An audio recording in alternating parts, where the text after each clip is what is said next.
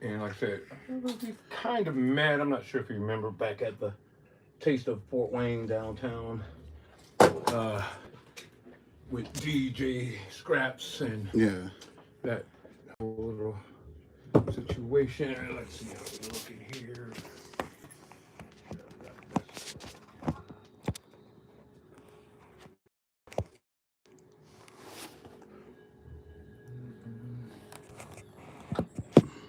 Yeah, if I can straighten this. Okay, let's get this situated here. And those questions, I'm gonna send out people general questions so they can have a mind of where we're going to be to start off, Yeah. and then because it's being built up, the brand is being built up. But let's see where did I send those? Okay, right here. And so part of the company is the clothing. Then we have entertainment. We have school curriculum, and then we have an invention side. Okay. That's not bad. Not bad at all. It's been going well, especially just branding. Yeah. It's been going well. I got a player that played for the University of Louisville, but now he's at Grand Canyon University, and so he does what he's supposed to do, and he's been doing it. He'll be in the NBA next year. Well, he'll be in the draft this upcoming year, Oh, that's dope. and so he has a brand, and so we manufacture his brand. And good dude, good Sounds young like you guy. got it all moving here. I'm telling you, I'm trying to get it all together because there's so many people who are talking, man. Not very many people who are doing. Right, right, Trying right. to get through the sound check, make sure we got everything situated. All right, let's go. Let's go with that. I'm gonna go with five. We're gonna go with two. Let's go with.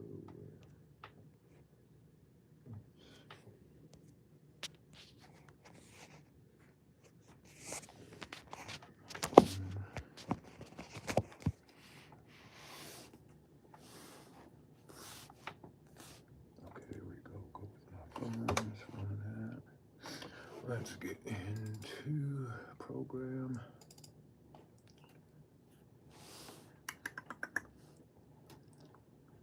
Yeah, let's go new 4400. And let's go. Alright, let's kick those 1 and 2. Should have a control on there for your headset. Mm-hmm. Test 1 2. You wanna Check, check. okay. One, Testing two. 1 2. Check, check, check. Okay, so we're good there. And we've got roughly Yeah. 8 9 minutes. So were you born in? Are you from Fort Wayne? Mm-hmm. Oh, okay. Where'd you go to high school? Northside. Wayne and Northside. Oh, you went to Wayne in North. Where'd you Yeah. go to middle school? Kikianga. Oh, did you? I used to work there. Yeah, so I was in Kikianga. Ooh, that's been a minute. I was playing football for Kikianga. Oh, were you? Yeah, so about 8th grade year, I believe we ended up getting a new head coach. So. Oh yeah. Cause what's his name still? Heavier set white guy? He was skinnier when I saw him. So. Oh, so okay. So that's probably been the new coach you ended Yeah. up getting. Yeah, so I'm not too sure. And then, did you leave Kikonga for high school and went straight to Wayne, or you went to Northside? I went straight to Wayne for 1 year in 9th grade. Played basketball. I switched it up. So. Oh, did you play basketball? Yeah, I played basketball a little bit. Then we had like 9th grade year. We had the twin coaches. You know. Oh yeah, Mr. Taylor. Yeah. So you had both of them. One of them had a killer jump shot. Yeah. I had. They weren't my coach, but I had them when I was at Southside. Yeah. And when I was at Southside, I never really got to play because I was always an incorrigible kid. I was always in trouble. Yeah. And so they gave me what was called then a welfare transfer. Mm-hmm. It's best for the welfare of the school and the student if they allow me to go out of the district to a different district to have a chance at success. And so they let me go over to Elmhurst, which was all the way out of the district Yeah. from where I lived, and changed my life. I think, went to Elmhurst. I ended up going to Elmhurst my sophomore, second half of my sophomore year, and I got one referral in those last years. Oh, that's Just dope. changing the environment and the guys I Yeah. was with. So now they call it an inter-district transfer, Mm. and both principals have to agree whichever district you're going to. The other school's principal and the school you're leaving from have to agree to let you transfer, or you can find academic reasons. So was that just like for sports itself, or Student just? period. A lot of people, what they do is they just give a family member's address that's in the district. Mm-hmm. But if you become an issue, they'll do a research, find an address. Okay. Yeah. So that makes sense. Yeah. So That makes sense. if you're a problem kid, but you go there and you keep your cool and you quiet, stay out of the business, they won't do the research Right. to try Right. to. But then you have people who, if you're an athlete and you do that and you stay cool, you'll have people from that school you left call and say, "Oh, you don't live in the district." Right. So you'll have that, and you can still go whatever school you want, regardless if you're in the district or not, because by law, you can pick to choose whatever school you want to go to. The only problem is if you go out of the district, you are charged with getting yourself to the school, and you can't Mm-hmm. use the school transportation. Yeah. So yeah, because I noticed that they started shortening the routes for the buses and stuff like that. So you might be in you might go to Wayne but be in Northrop district. Mm-hmm. So yeah, they completely changed it, especially coming from like my junior year and senior year. That's when it really started changing. It was like, oh, dang, that's crazy. So I had to start taking car rides to Oh yeah. to school and stuff because they was not bringing no bus all the way out there. Yeah. My daughter was a very high honor student, and we moved out of Northrop District Mm-hmm. and into Northside District. Mm. But she wanted to finish graduating from Northrop so bad, she just went downtown, caught the bus, Yeah. and of course they wasn't gonna say nothing. She ended up maybe third in her class, Yeah. and so I knew they weren't gonna say anything. Like my daughter right now, we was thinking about. She's a freshman. We was thinking about switching her, cause she's very introvert, Yeah. Yeah. but highly intelligent, and so she's in the highest classes that they have, but those kids are acting up. Mm-hmm. And she just like, man, they're just so wild, and I don't wanna. And so we was looking, and at Wayne, my high school football coach is a principal, Mr. Hessler, Okay. and Hausler, and he said, man, Gary, come on, man, keep her, man. She's one of our. I said, man, the only reason is because of how bad it is in the classroom. He's like, I got you. I was like, it's cool. We want to put that on your mic so you don't get nobody Oh yeah. previous spit on you. And he was like, man, I'm gonna make sure you're good. I'm like, all right, man. I know you're gonna do what you. I'll keep her in here. And so she's been pretty good. Yeah. You know, take these keys Huh? Did that work? I think I put it on right. All right, here. Okay.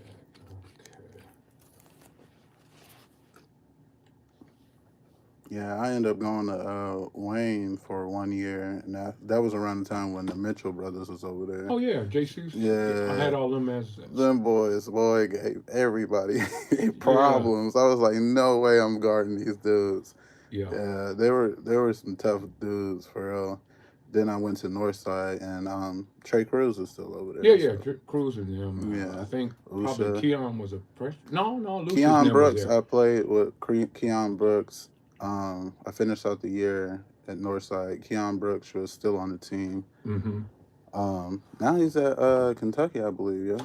No, he actually left there, and he's at Washington. Oh, he's at Washington Yeah, he's now. at Washington. Yeah, I think Butts is some. I forgot where Butts is. Jay is overseas. Overseas. He had went to DePaul, down in Chicago. Mm. Finished up at Western Kentucky, Mm.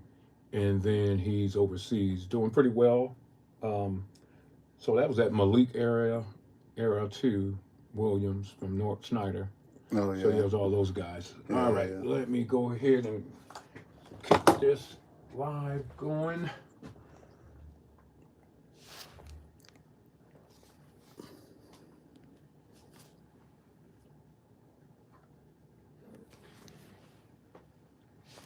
Spin that around, rotate. All right, make sure we're both in there. All right, it's telling me to.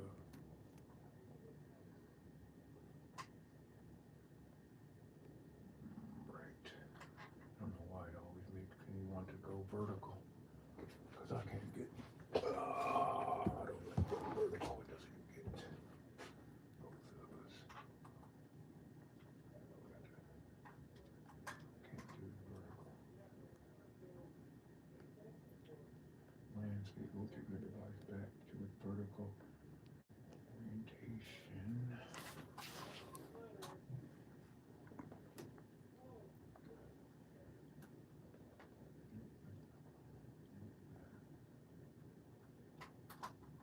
Let's see.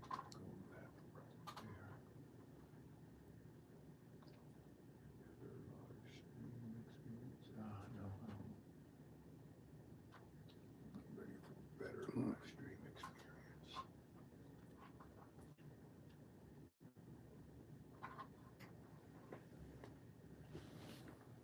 All right. Let's see now. We're both in there good. Yeah, yeah. Oh, buddy. All right.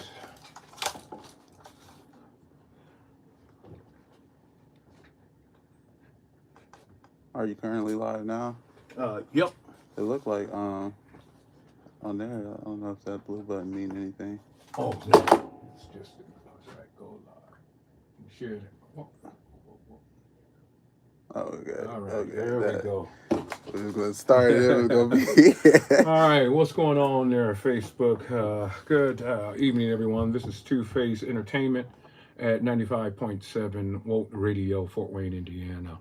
And we are here this day to do a special interview. As you all know, Two Face deals with multiple issues on the radio, from war to conflict in the Middle East to new artists to old artists to religion, multiple things. But today we have a special guest here, one of our local artists joining us today, and we're going to drill him, give him the drill, and pull what we can out of him that we can use, and hopefully give you guys a good show here. So those of you that are joining us on Facebook Live, welcome.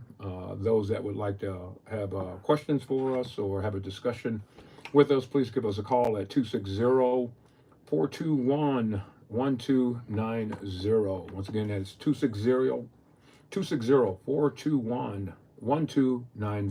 All right, my special guest, go ahead. Won't you kick it and give us a little info on yourself there, sir? Yeah, my name is Jay Ume, born and raised here in Fort Wayne, Indiana.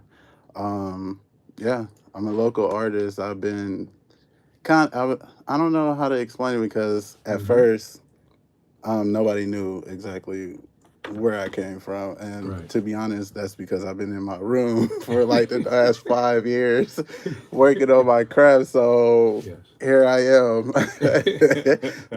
and yeah, these last 2 years have been incredible and kind of sad at the same time. You Yes. know, so kind of lost a best friend Mm-hmm. earlier this year in June. Sorry to hear that. So yeah, RP. Yeah, it's still his RP, my dude JB the rap.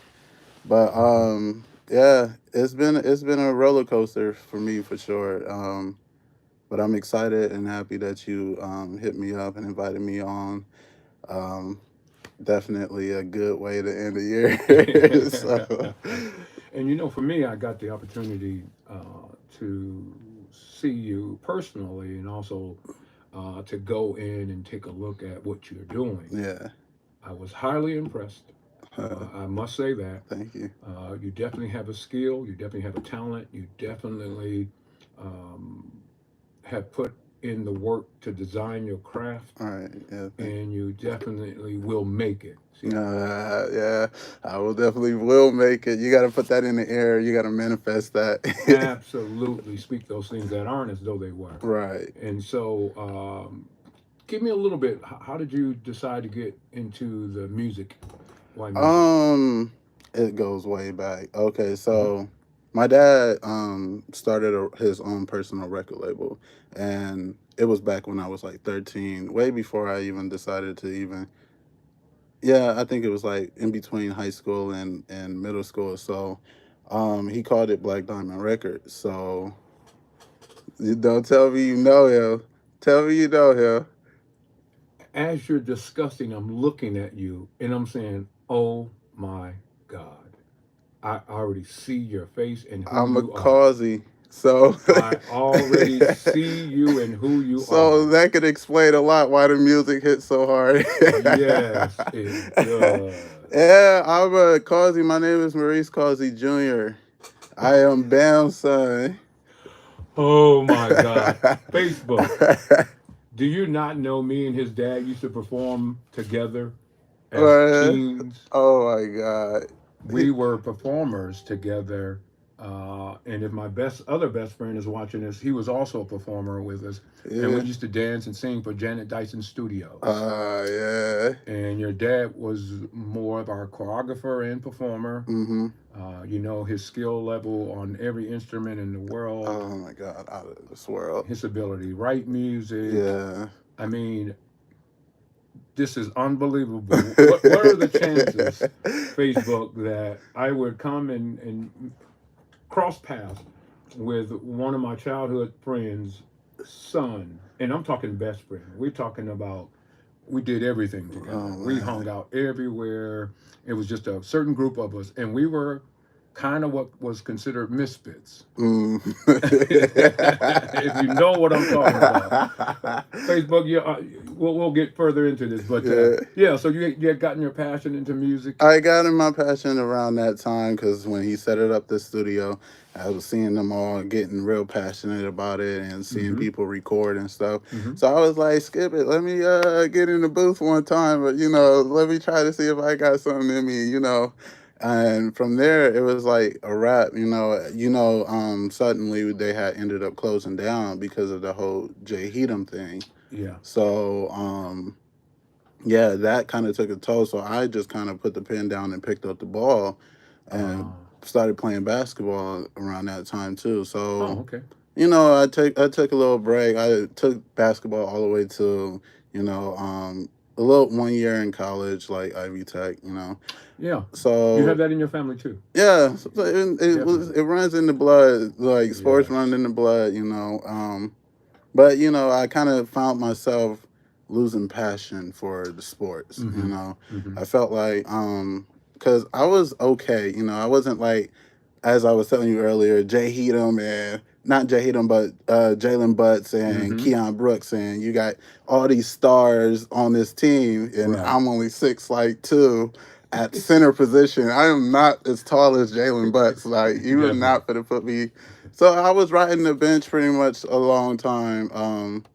And by the time I got to college, the damage was already done. I was kind of losing passion Right. as soon as I graduated Right. from high school. So once I kind of lost that, music kind of came back into it because I always found myself recording on my phone, and Right. this could be a catchy hook. I can yeah, maybe save that for later for whenever um, kind of lost all that data, but I don't know where it went. But yeah, it was coming back strong, and my little brother who came over to spend the night for a day or two had his own little studio. I was like, you know what? Yeah, go ahead, throw on a beat real quick, and that was all it wrote. It was like, yeah, I'm getting back at this thing. So in a way, my little brother was always a big fan of mine. Mm-hmm. Back when I was 13 recording, he wanted to do music, but he didn't know what he wanted to do. Like he Right. just wanted beats, but he didn't Right. know exactly if he wanted to rap on it or not. So he was keep pushing me like to do music through this time frame. I mean, like, Hmm. you should do music, you should do this, do that. Right. He's always like into the music and stuff. So when he finally came over that day and let me hop on the mic, he helped me record like a little mixtape and stuff like that. And it's not the best in the world, but we did our little thing on that. And Hmm. Dad and them not here in Fort Wayne anymore. They out in Arizona now. Right, So right. once they had made that move, I had to get my own little studio. So hitting up those Black Fridays and them sales and stuff, and building my little small studio, my little room studio, Hmm. and that's where I spent the next 5 6 years building that craft. That I haven't performed a single song until last year. So I've Oh, been really, in there really mastering that craft and really trying to figure out my sound. I'm still not sure if I found my sound yet, but yeah. a lot of people will be like, "Man, stop playing. You found your sound." I'm like, I don't know. Yeah, you really do. As I watch your performance, Mm-hmm. your person, your melodies, Mm-hmm. your sound, your wording, Yeah. it's you. I like it a lot Mm-hmm.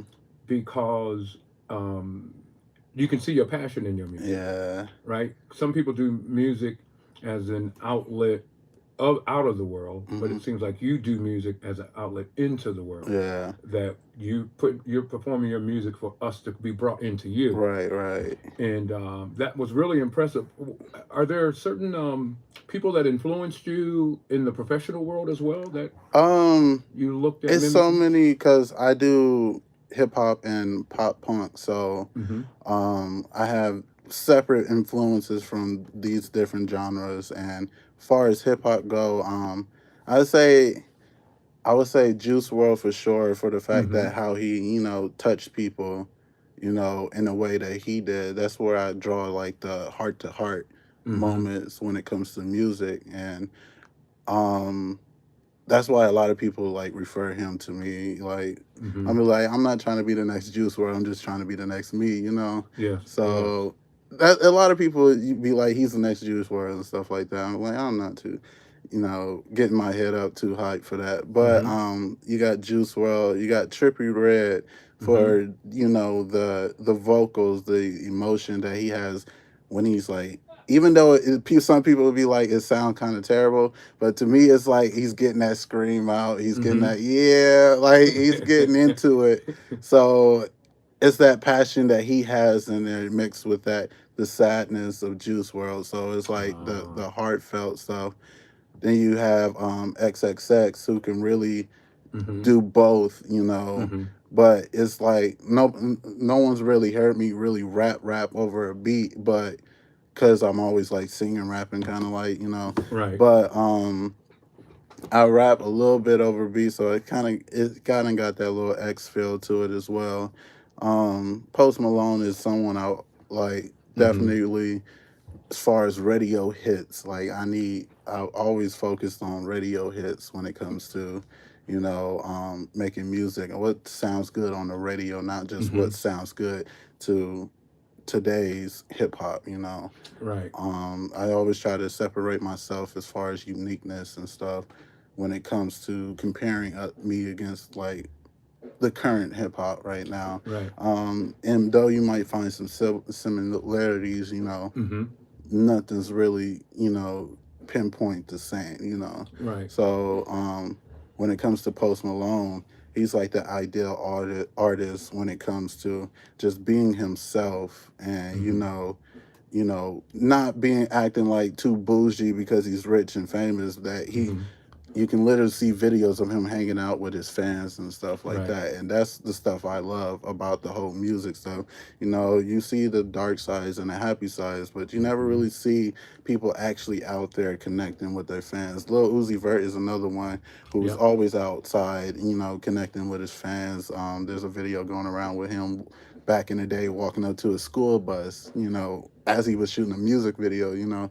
So it was a pretty I bet it inspired a lot of kids that day. So yeah, Uzi is definitely one of them as far as like the mixing up the sounds and stuff too. So Right. I got a lot of kind of like mainstream rappers who influenced the whole sound, but I don't have a very favorite, because Right. I don't stick on one artist. I jump around because I don't want to sound like them. Right. So I pull pieces and of what they value the most, in their music or in themselves, and I try to pull it into me Mm-hmm. while also adding the stuff that I value and stuff like that. So it's really like a even though I've never met them, they taught me this, they taught me Mm-hmm. this, they taught me Mm-hmm. that, and I am Jay May, as you know today. So I think those are the core of my hip hop sound, and kind of mostly my rock sound as well. Mm-hmm. Um, but rock is completely different. I got Paramore, Nirvana, Green Yeah. Day. I got a whole Blink 182. And though people don't like MGK, MGK inspired me a lot because back when back before he dropped rock music, Mm-hmm. the week before, there was no rock beats on YouTube. So when he dropped rock, pop punk, and his sound, and Mm-hmm. he started going with it, producers started pushing out, Right. and now you can buy rock beats on there, and now I get to. That's where I come and experiment with my sound. So I thank MGK a lot for the chance to get me into a different genre that not Mm-hmm. most people would try. All right. So I've been, yeah, All right. jumping in So, there. once again, welcome those of you on Two Face Entertainment Facebook Live, as well as WELT Radio 95.7 FM. We've got Jayume here today, a J-U-May. Jayume artist here today. And if you would like to call in and have a few questions, please give us a call at 260-421-1290. Now, you mentioned when you were into the um, how you put your sound together and the Hmm. different influences you had. I was listening to the rap side, hip hop side of the artist, and a lot of them was from your generation. And then when you went to the pop, you pulled some people out of my generation, and I'm Yeah. like, okay, so you're mixing and blending. One of the things that a lot of people don't really know about is a group that was called Body Count. Mm. Ice T, the rapper, Hmm. branched into that same thing. He came in out of gangster rap, Yeah. and then he formed a band called Body Count, and they Okay. were a punk rock group, Oh, and okay. he was the Okay. front man, and he was the first to bring rap and punk together Yeah. and put it out, and it was so huge. Yeah. But he had a song on there called Cop Killer. Oh. And that song right there really sent it out over the world, and he became under pressure by Yeah. the FBI. Everybody Yeah. started. When you look at your music that you do and how you do it and what you say, because it seems to particularly be in the rap flow industry Hmm. that your words are taken so far Mm. out of context that we have right now Young Thug Yeah. Yeah. in Yeah. court, and they're using his Right. rap lyrics, Right. Right. right? Yep. They pinning it against them. I had another artist on here, and we were talking about when you put your music on to and out to the public, Hmm. how do you make sure that your music doesn't put you in a situation to where, as they say in the street, oh, I'm gonna try you. Yeah. See, that's what I've always been afraid of, Mm-hmm. as far as like fans running up on you and stuff, trying to Yes. fight you over lyrics and thinking you about that. And personally, that's just it. I'm not on from the streets, Mm-hmm. As you know, my dad's a gospel singer and stuff like that. Absolutely. But we've lived in rough neighborhoods now, don't get me Absolutely. wrong. But because of that fact, I'm not going to sit here and be like, oh, I'm hard and I'm from the streets and stuff like Yes, that, because yes, that's not who I am now. yes, Back then as a kid, I was a rut rag too. I was running around fighting. I didn't In 8th grade. I didn't got locked up for fighting, and mm-hmm, that kind of changed my whole perspective because I don't want to be behind these bars. right, right, So, in a way, that kind of influenced the way I, do music and stuff, because everybody right now is all hard, and I'm from the streets. I'm gang this and stuff. Well, and I'm like, that's not a thing that you choose. Like, that life chooses you. You don't choose it. yes, And I'm not the type of person to go choosing it when I literally had a silver spoon. So I try to stay away from saying certain things that mm-hmm, would put me in a position where I have to back it up later. mm-hmm, And just like Young Thug and court and stuff, they're using your lyrics now in court against you. yes, And you may be capping in your raps, but if something happened that aligns with your rap, they're gonna pull it and hit you with it. yes, So definitely just try to stay clear from what everybody calls, popular, what's trending or yes, whatever now, because yes, like I said, everybody is not from the streets, and if they were, they're not online glorifying it like most people. And if they are, there's police all over, the internet and stuff like that. They're yes, they're building cases and stuff on people. absolutely. So that's just not something I would want to suffer later on. Plus, I'm a causey. They gonna be like, you tarnishing the family name now? Are you crazy? Like, we are full of gospel singing, Yes, football, basketball. We mm-hmm, are elite. A mm-hmm, group of family and yes, very talented. You got Ty yes, Causey, who is yes, doing this thing in jazz and stuff. yes, I can't do I can't do being a thug, yes, because it's just not me. At the end of the day, I feel like everybody should be unique. yeah, And yeah, I got to stay unique to who I am. And even though it might not, if it doesn't take off the way that I'm doing it, it's just, mm-hmm, never really meant to be. But the current state of hip hop right now mm-hmm, is like that, and if they give me the chance, I hopefully will change it to a more softer side of people, because a lot of people are just angry right now. right, They're just running around, mad at the world or in something in their lives, and they lash out at other people because of it. So, if my music is a chance to help them, you mm-hmm, know, get out of that state of mind and mm-hmm, focus on themselves instead of you know what's going on around them, then hopefully it'll change the mm-hmm, way state of hip hop is, because I look at this as we're today's history. yes, I'm hoping to one day be in them history books as maybe in music, one that changed the way music yes, is landscaped right now.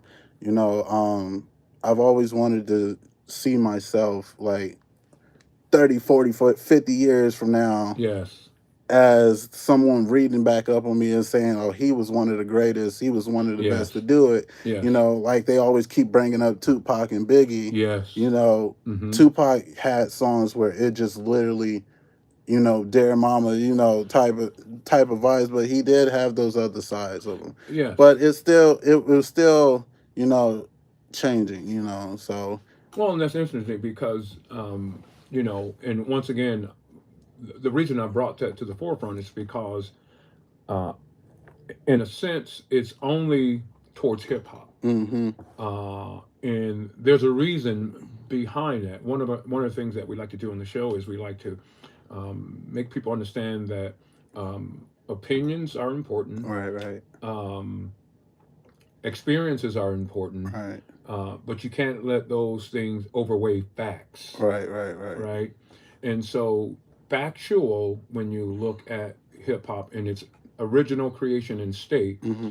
it was the opportunity for those who are very less fortunate, Right. who had little access, Mm-hmm.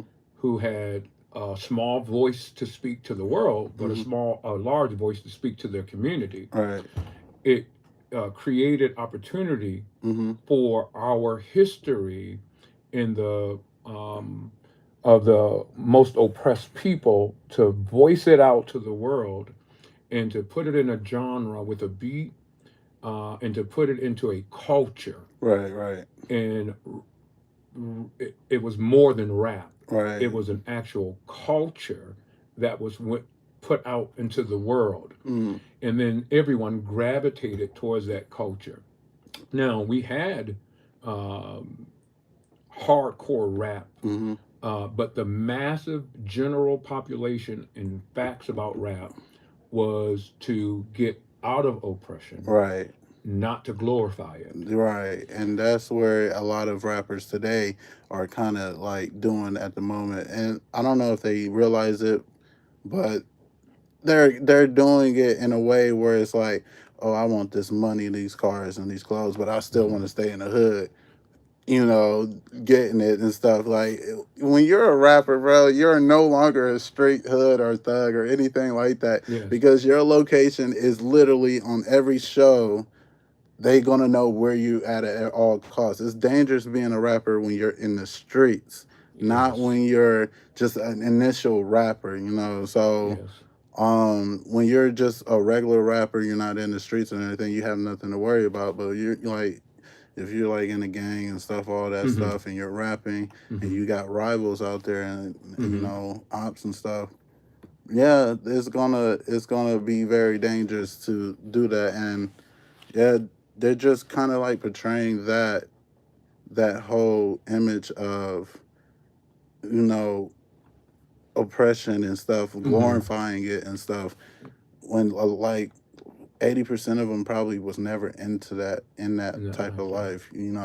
Yeah, and Eh, so it's good to hear you say that you're looking to change some of those things, mhm. because I've been able to in my lifetime to see the introduction of hip hop, Yeah. um, and then I've had the opportunity now to see where it is now, All right. and I don't want to take sides or anything, and Mhm. I also want to make sure that people understand that all of the styles of music that are coming in, good and bad, Mhm. it's still a part of the hip hop Right. culture. Right. But to hear you talk about wanting to change some things is great. Do you have a particular theme or vibe that you want to put out into the world? Because music is all about rhythm Right. and Right. waves and energy. Is there a certain energy and Um, the only energy I really have is when it comes to the stage. mm-hmm, mm-hmm, So when you see me up there, you see me just having fun.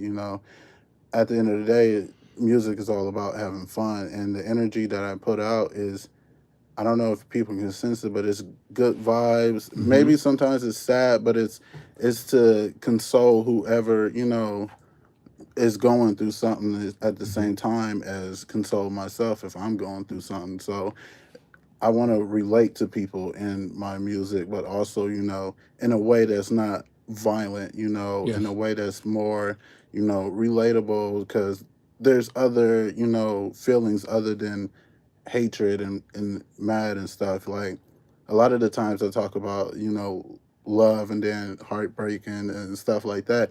Just like little stuff like that can, really get people in their feelings like, dang, yes, I feel with every word you saying and stuff like that. Like, of course, I can talk about the same stuff other people are talking about, but that yes, doesn't really make it me. mm-hmm, So the vibe is really like it could be happy, it could be sad, it can be, a little bit depressed, mm-hmm, but at the end of the day, you're not gonna feel mad. mm-hmm. You're gonna feel you're gonna let a tear out or two. Like you're gonna let a tear Yeah, out or two, yeah. regardless.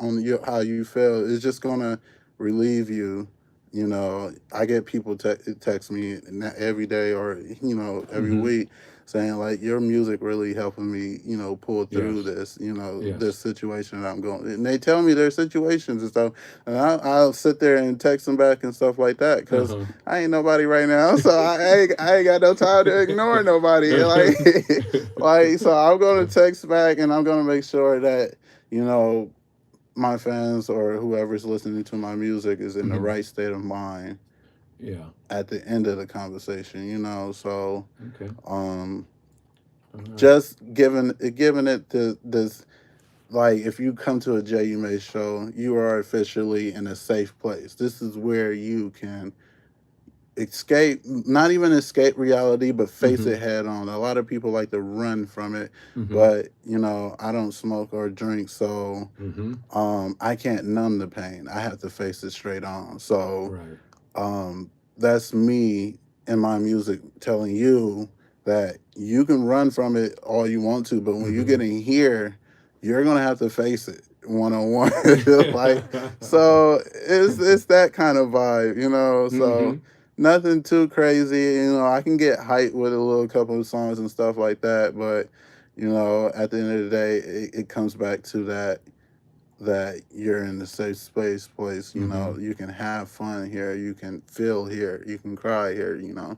And music's all about bringing people together, you know, All at the end of right. the All day. right. So All right. Now YouTube. I'm sorry. Now Facebook and Two Face Entertainment. You are live with Jalume, and we are having in-depth conversations with our news artist, and he is filling us with a lot of passion within the voice of his music and his experience. And those of you that would like to give a call and have a question, please give us a call at 260-421-1290. And those that are on Facebook, go ahead and hit your comments in here and let us know what you think. Well, sir, my next area that I want to get into is I do a little game, and I want you guys also to participate. It's called categories. categories. And in categories, I'll name what the category is, and you pick something within the category that represents you, if Okay. it were to represent you. Okay. And so, for example, I may say an animal. Uh I'm guessing ooh. That's what I would say, a lion, A lion. because deep down, you know, there's I don't know, it's just like there's calm state of lions and then there's like once it's there. Uh huh. Or actually, I might switch it. I don't know. A giant. I don't even know if that's an animal. A giant is not an animal. Yes, it's mythical. It's mythical. Yeah. Well, people. Whenever I do a show, before the show, I'm like a sleeping beast, like a sleeping giant. Yes. So I'm focused, locked in. I don't have energy. It looks like I'm nervous, Yes. maybe because I am. But Yes. once I get on the stage, the energy explodes. So maybe a giant. You know, Okay. sleeping giant or something like that. I don't know. Um, uh, kitchen utensil. Ooh. Yeah. Yeah. He thought it was gonna be easy, a, huh? a, He thought it was gonna be easy, y'all. a spoon, A spoon. something, scoop me. You have a dose of me with it, whatever. A spoon. An animal in water. An animal in water, dolphin. Dolphin. Mm-hmm. Okay. Just sweet and loving. A famous male actor. A famous male actor. Ooh, I don't know. Kevin Hart. I Kevin guess Hart. I'm funny. All right. A little bit funny, but I ain't short, so 6'3". A superhero. Oh, I gotta go with just my favorite superhero is Moon Knight. Moon Knight. He has multiple personalities, and I guess that's how you can describe J.U. May as like with music, as far Mm-hmm. as that different personalities, Uh, different vibes. okay. A cartoon. A cartoon. I like anime, so I get I I don't know which anime. Naruto. I guess I'm gonna say Naruto. If you never seen anime, Naruto is a bunch of ninjas doing hand signs and fireballs and stuff like that. So I'm going with Naruto. I don't know. A school subject. A school subject, math. Math. I'm pretty solid at math. Ah. A historical site. Oh, you told me with that. I don't know. I don't know. You thought it was gonna be that easy? Oh, historical site. I don't know. Give me an example. Mount Rushmore, Oh. the pyramids. I guess I don't know. I'll say the pyramids just because my mom loves them. Ah, okay. So, A way of transportation. skateboard. Skateboard. Take a skateboard. A career profession. A career profession. If I had to choose one, what would I be? Ooh, I guess. I can't even. That got me. A sports star. A sports star, like a person. Name a person In a sport that you would say that's who I would be. Rondo. Oh, Rondo. Rondo. Okay. Rajon Rondo. A civil rights leader. Martin Luther King. A president, formal. Barack Obama. Barack Obama. Your favorite teacher. Ooh, I forgot her name, but she was in I think she was a English teacher. I hope so. I forgot. I don't know if her name was Mr. Grandchamp or something like that. I forgot her name. And if you could live in any country or continent in the world, where would you want to live? Japan. Tokyo, Japan, or like somewhere in Japan. I just love the whole Japan culture. That's why Yume part is Japanese. The J part is French though. And tell us, how'd you come up with that name? And why did you choose those? Cause I'm into Japanese culture, so I like the Yume. So the first, my name initially, I started off with just going by Yume, but I noticed that a lot of people had Yume's, and Yume stands for dream in English. So, I just decided I wanted, since I'm a junior, I decided I want to do a J or something like that. The J-E, I remember back in French class, it was like something that dealt with French. So J-E apostrophe is like I, and then dream. So it's basically like I dream, or I call myself dream, or something like that. So it all came together. It just mashed two different languages together and just make one. So one brand new language, you know. So it's pretty dope, though. Y'all that are joining me, make sure you put in your comments as we're doing this categories what you would choose to be. We're right now doing categories, and what we do is we choose a particular subject, and then you have to pick something that you would be in that area. And so Daniel May is now picking each category and what he would be in that category. A soft drink. A soft drink. Apple is apple juice a soft drink? Or yes. Is it okay? Yes. Apple juice. I'm going with apple juice. Apple Gotta juice. love it. Okay. A particular gift. A particular gift, like just something I would receive myself. You would be that thing that you would give to someone. A guitar. A guitar. That'd change anybody's life right there. A guitar. Yeah, an instrument of any sort would just change anybody's life if they learn it. Dad always said, learn that guitar is gonna feed you one day. So. Oh yeah. Yeah, I listen to him a lot just because he knows this stuff, you know. That boy could play that. Yeah, he definitely could play that thing. Yeah. A candy. A candy. Favorite candy, I would say, is a Reese's right now. Just because that chocolate's good. That's chocolate. That's probably why I need to get my wisdom tooth pulled now. It's messing with me over here, messing with the candy. And if you could speak 3 languages. Japanese. Japanese, Um, I'm gonna go with French French. because I like the way it sounds Hmm. when they pronounce things. And it's supposed to be the most romantic language. Yeah, so I guess that'll work too. French, Japanese, and what else? Spanish. Spanish. I guess Spanish. That's one of the classes I took in high school too, and completely. I ain't bombed it, but I passed Uh-huh. with like a C minus or something like that, just barely. And if you could be put in any book as a main character, any book. Back in the day, in elementary, I liked this book called Nate the Great, and he was a kid who solved mysteries and stuff like that. So Uh-huh.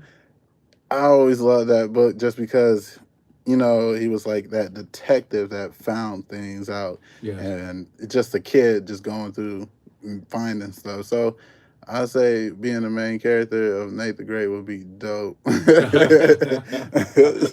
Would be cool. And if you could only pick one superpower, One superpower. Um. Ooh, there's so many because I just want to combine them all.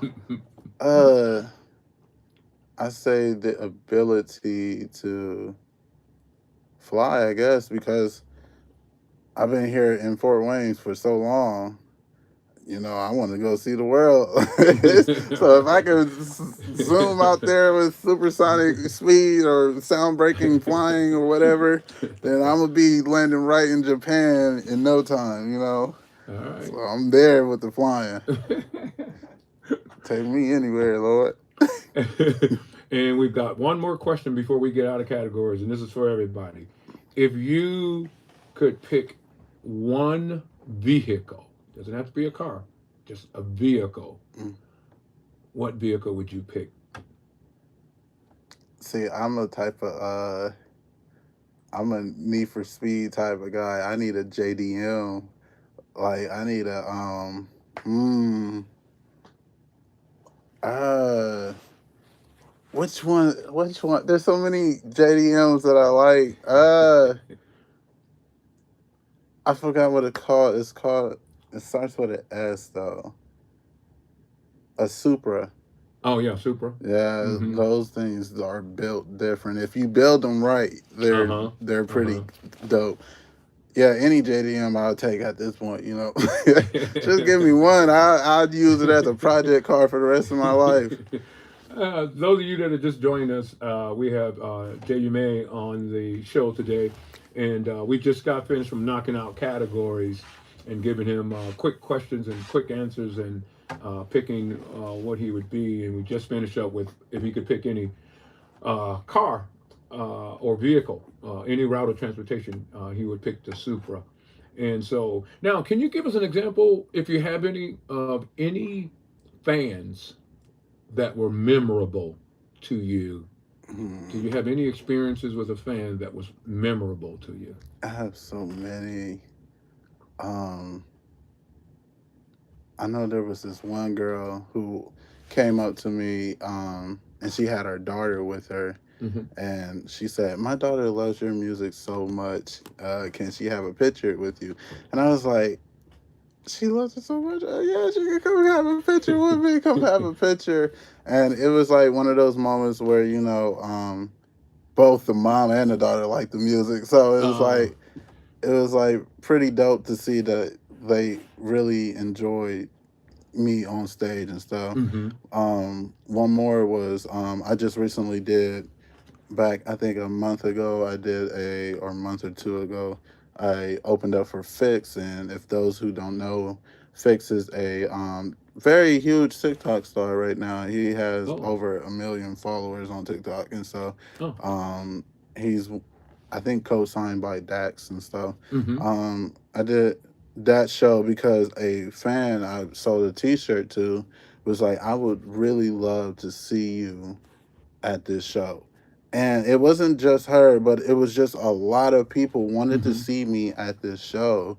And I've never felt that before. It's like Right. nobody's ever said, like, I want to see Jay May at this show. I think he will fit well here. Hmm. So those kind of encounters really like hit home for me, you know. I also have a friend who FaceTimed me when I dropped my recent song, uh, Spare My Little Heart.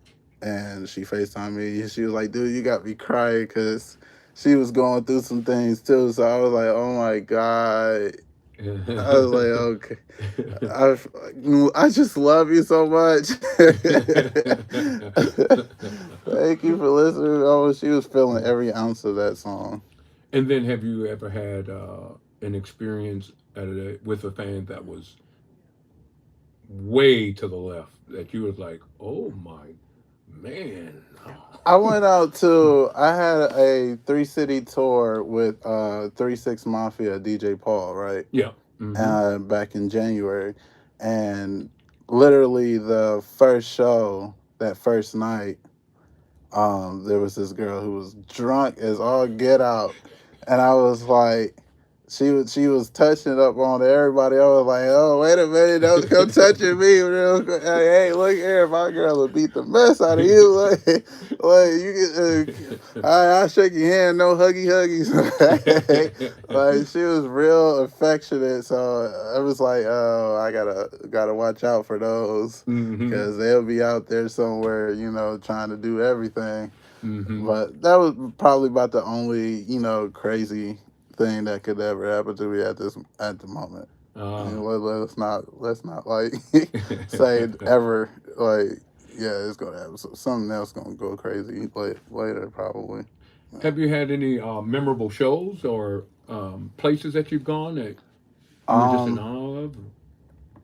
the most memorable show I would say is the I guess the one I did in Illinois.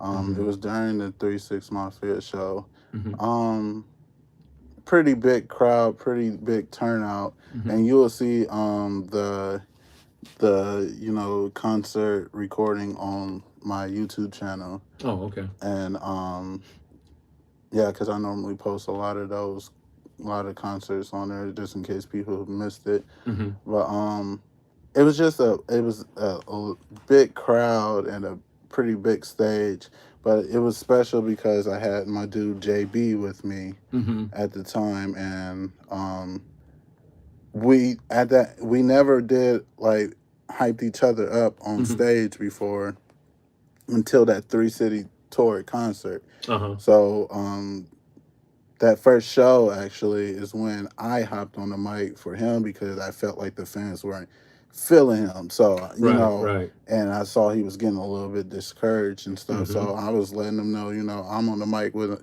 just hyping him up like, yeah, yeah, you know, just getting him up there. You like, don't lose your energy, bro. Just like, you know, keep going and stuff like that. And ever since that moment, you know, he was on the stage with me. So it was pretty dope to you Mm-hmm. know those 3 shows. It was coming back to Fort Wayne that Saturday or Friday, and those 3 shows really had an impact on what it meant to have someone close to you. You know, just Mm-hmm. really love what you're doing, love Mm-hmm. hanging around you and stuff like that. It was a very special moment around that time too. How has your music evolved from you first starting and trying to put your kind of character, your style together? How has that changed from that beginning to where you are now? Less auto tune.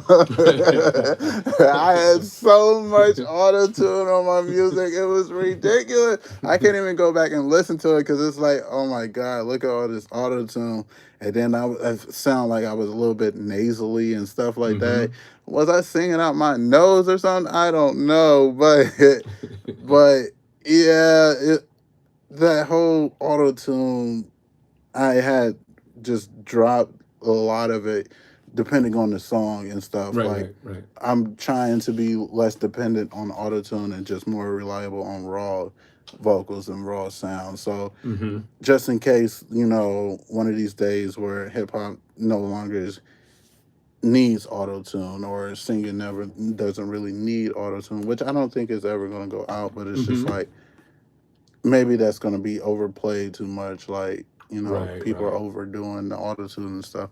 So I wanted to get as close as natural, especially when it comes to being on the stage and doing shows. I want them to be able to see that I can actually hit these notes now, people. Now I get up there now. You ain't Milli Vanilli, huh? I get up there now. Don't let me Prince this thing real quick, cause I will. Look, I hit something real quick.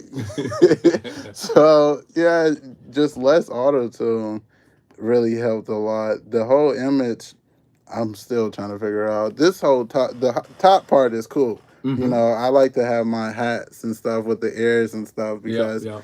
it just makes me more approachable to people. Oh, he's silly, he's goofy. Yeah, that's my nature.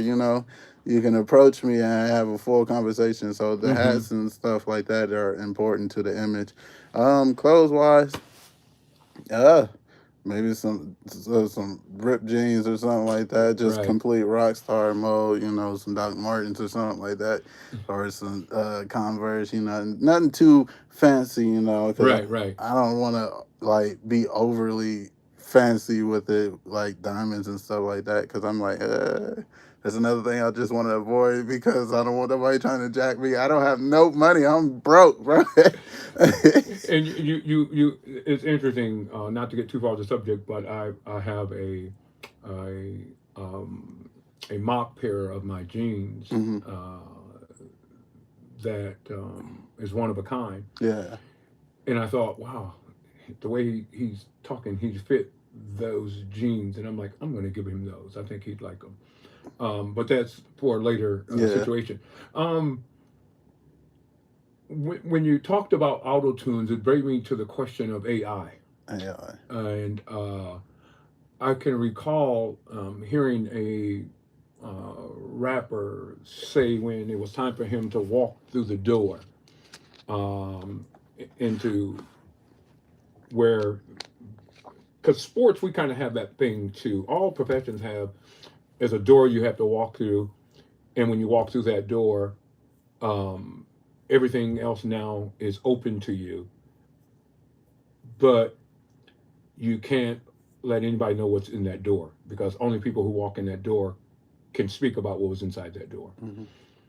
He talked about when he walked into the door that they told him what genre of music you want to do and take a look and see which character you want to be. Mm. And no, you don't need to write nothing. You don't need to create a character. It's already done. Here's the songs for the next 20 years for that person. Yeah. Here's how we're going to market it. What do you think now? Because AI is starting to do a lot of things. Hmm. Write music Yeah. according to how that rapper flows, Hmm. write movie scripts according to how that writer writes. Hmm. When you talked about auto tune gave a lot of people who didn't have a voice Right. Right. Right. a better voice or a voice period. Right. Right. Do you think AI is going to have an impact on music now, like it's doing with the movies, writing scripts and saying, well, we don't need writers no more. AI Mm. can write the script. Do you think that'll ever become part of, if it isn't already, Mm. part of the music industry where a computer is writing all the songs for the individual? They just have to be able to perform them. Mm. Then ghostwriters will be Absolutely. out of a job. And I guess in a way, if you looking at it from an industry point, oh, Mm-hmm. that saves us more money. We don't got to pay them no more. We Yeah. don't. We can just do the AI thing. But the whole thing about the AI is, it's starting to get to a point where now people are getting features from like Tupac who's not here, or Biggie, or and it sounds almost identical, I yes. almost close, and it's scary because they're really copying like every essence of this person. This is just a computer doing this. No telling what people will actually do with that vocal, you know, Mm-hmm. when it comes to phone calls and scams and stuff like that. AI is a very scary thing, but at the same time, it may have been incredible at the moment, but it's not.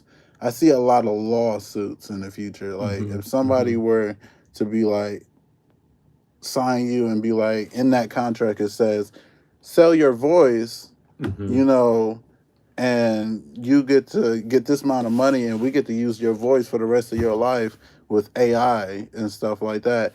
You know, that's not a deal I would even consider signing because my voice is my voice, you know. When I'm gone, that's coming with me. Like I'm not gonna leave my voice with no AI.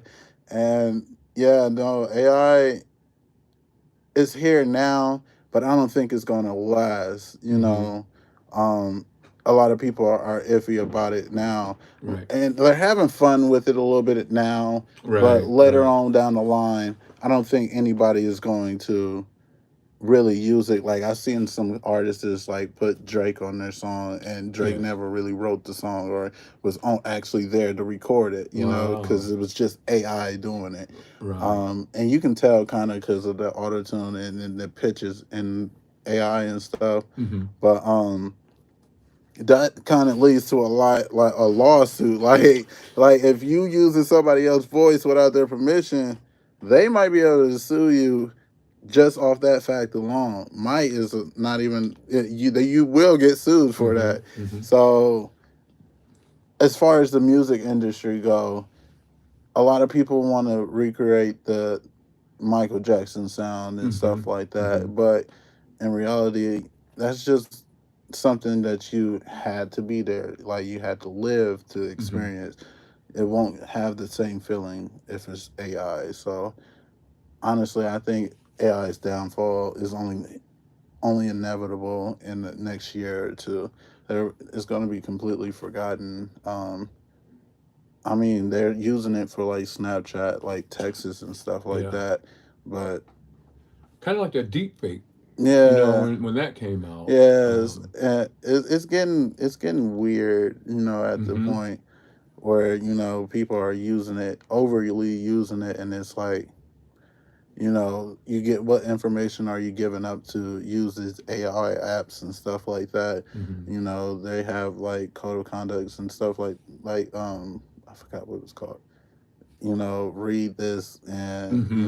press check mark if you agree to these terms and stuff. Mm-hmm. Most people don't even read that, but you know you don't know what you're giving away just to do a little AI song with Drake on it. So yeah, no, I don't think AI is gonna last long. It's here now, but I don't think it's gonna be something permanent. Mm-hmm. Maybe on just the texting part, it might stay as far as that. But as far as like actual vocals, Mm-hmm. like I can see only good intentions of using it is when an actor passes away and you're in the middle of a movie Mm-hmm. and they have a scene like on a phone call or something and you want to use their voice to say Oh goodbye or yeah. something like that. It's Yeah. something Yeah. Yeah. creative like that. Mm-hmm. Mm-hmm. That's when I would use it. Mm-hmm. Um, but other than that, Well, uh, yeah, and you're right because it's interesting because if you sampling, hmm a lot of people sample people who have passed yeah, and sample their records, and then they get cut a check, hmm get the clearance for it. And now, like you're saying, with the AI, you can sell your voice, you can take somebody else's voice and put it to your music, and yeah, it's just so interesting. And then um, music has changed now from when I grew up as to how you get music, hmm right? We used to have to go and buy the cassette tapes. right, You had to right, go and right, buy the CDs, the albums, and so forth. And you paid that cash, and that person received that money right then.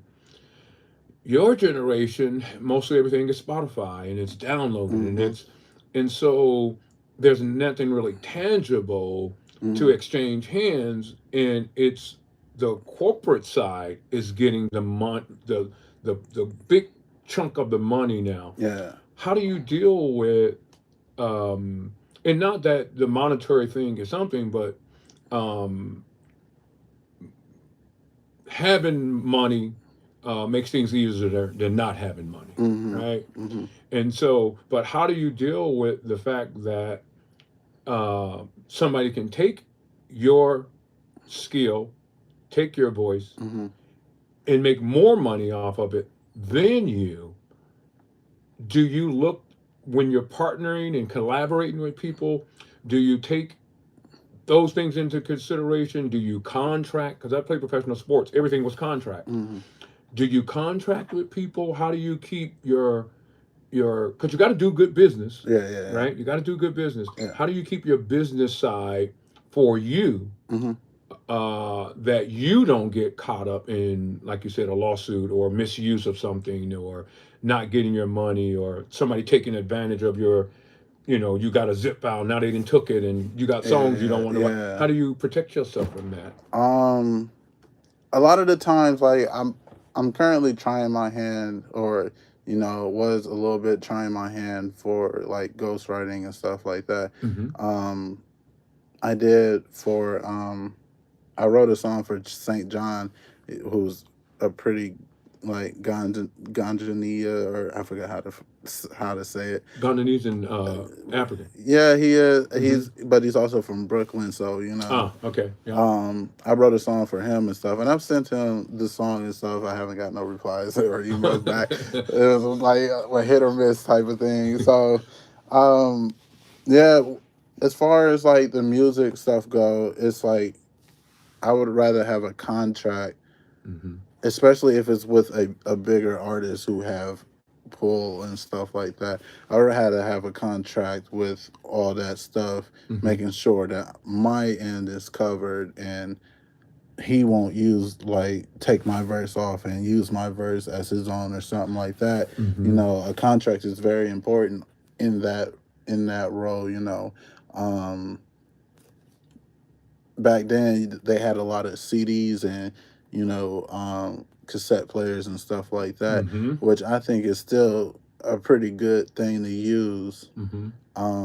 The only difference is you get the money right away and there's no middleman. Right, right. So with streams, you get it out to millions of people right then and there, and that's kind of the only difference. Like you get it out to millions of people right then and there, but you don't get the money back right away, or you don't see half of what you like. You can do a 10 song album, right? Uh-huh.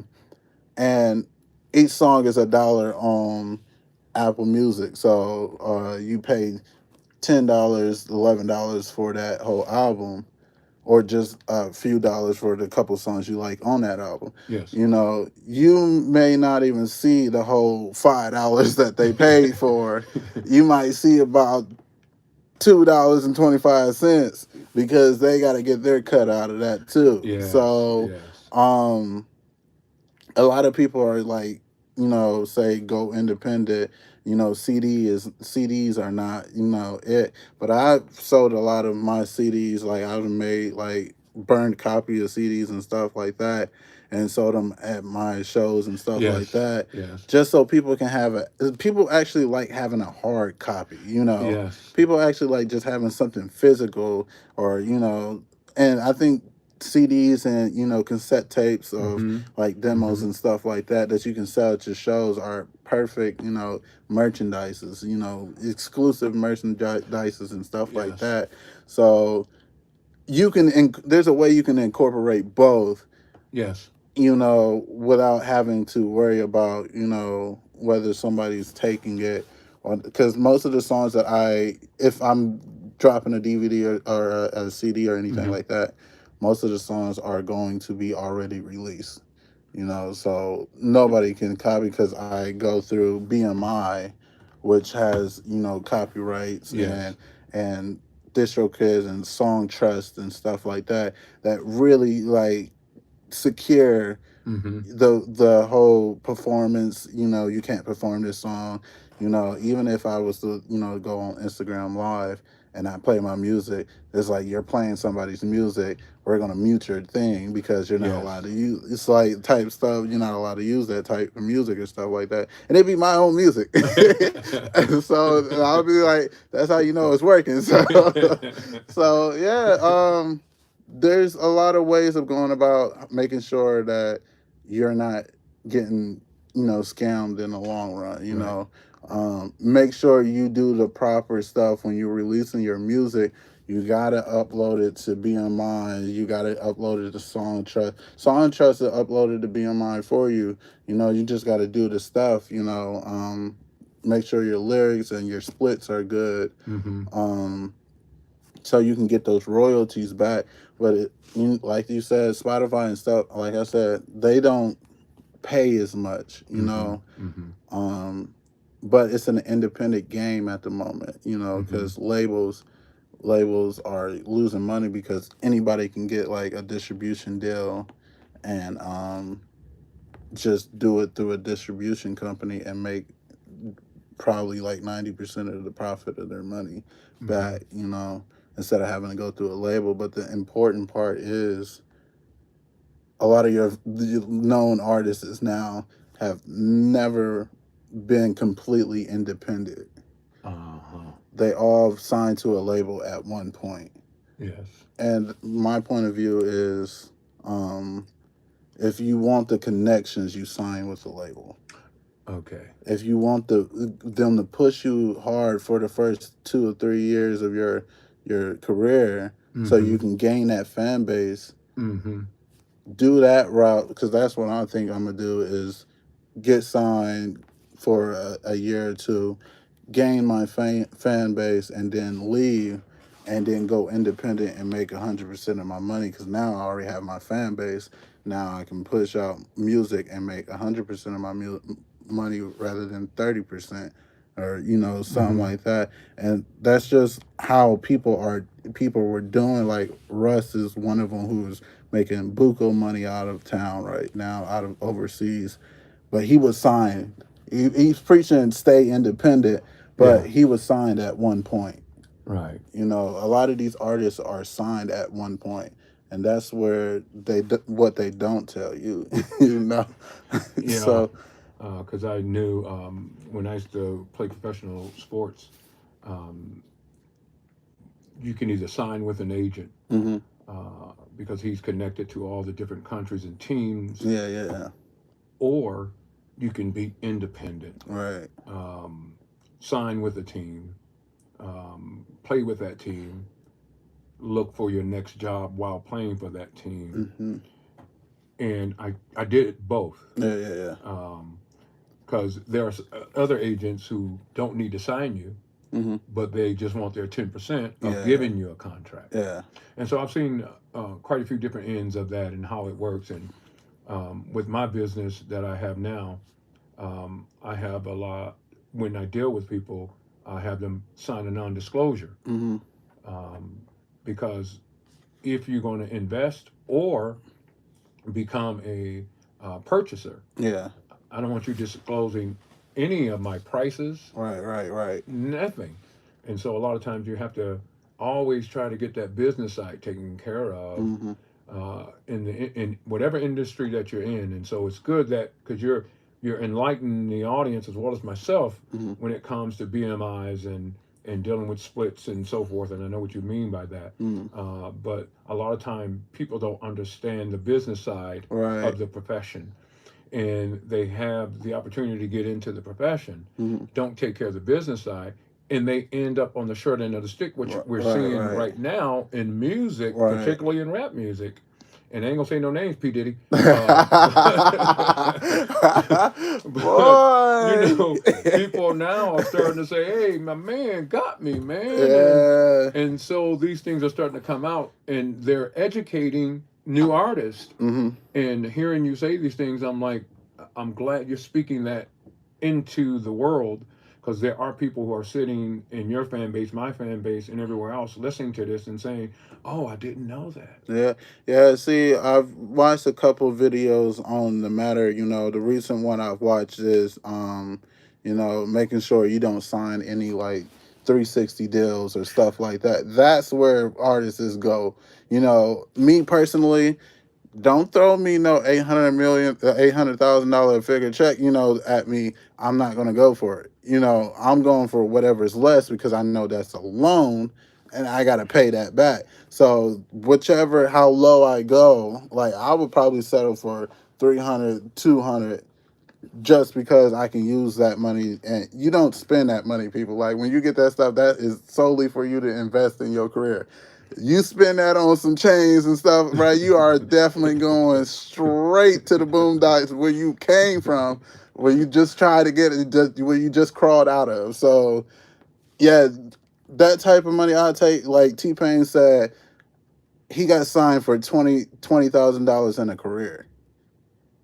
And I was like, you know what?